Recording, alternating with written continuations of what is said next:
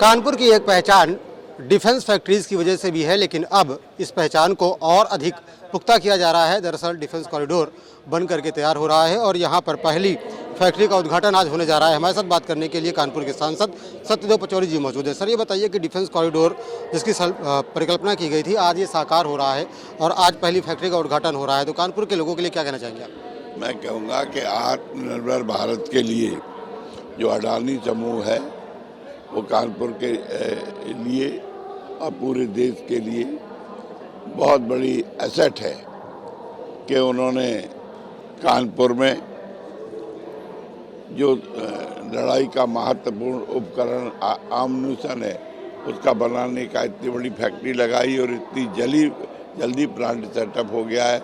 ये भी एक ऐतिहासिक है। 1000 लोगों को रोजगार भी मिलेगा और यहाँ का क्षेत्र का भी विकास होगा, बच्चों को शिक्षा भी मिलेगा, एम्प्लॉयमेंट भी मिलेगा, यहाँ का वातावरण भी सुधरेगा और देश आम्यूनिशन के मामले में आत्मनिर्भर होगा और विदेशी मुद्रा भी मिलेगी, हम विदेशों को बेचेंगे।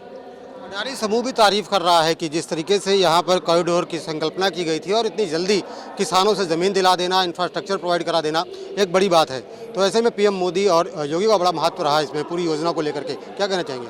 निश्चित रूप से जिस प्रकार से पिछले 5 साल से अडानी समूह उत्तर प्रदेश के विकास के लिए सहयोग कर रहा है और कमिटेड है और उसके कारण उत्तर प्रदेश सरकार ने भी उन पर विश्वास किया, समझ गए कि ये जो ज़मीन मांग रहे हैं ये लगाएंगे फैक्ट्री, केवल नाम के लिए नहीं मांग रहे। तमाम लोग ले लेते थे और लगाते नहीं थे, धरातल पे उतारेंगे। इसलिए उनकी क्षमता पे विश्वास करके उत्तर प्रदेश सरकार ने सारी दिक्कतें दूर की, कठिनाई दूर की, ज़मीन एक्वायर की, ज़मीन दी और आप तो परिणाम देख रहे होंगे, रिकॉर्ड समय में बन गया। ऐसा कभी हुआ नहीं होगा।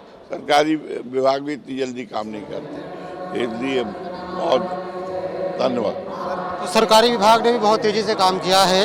अडानी समूह को जल्दी ज़मीन दिलाई गई और ज़मीन का डेवलपमेंट भी बहुत तेज़ी से कराया गया। यही वजह है कि रिकॉर्ड समय में यह फैक्ट्री बन करके तैयार हो गई है। वीडियो जर्नलिस्ट अमित सिंह के साथ श्याम तिवारी, न्यूज़ स्टेट कानपुर।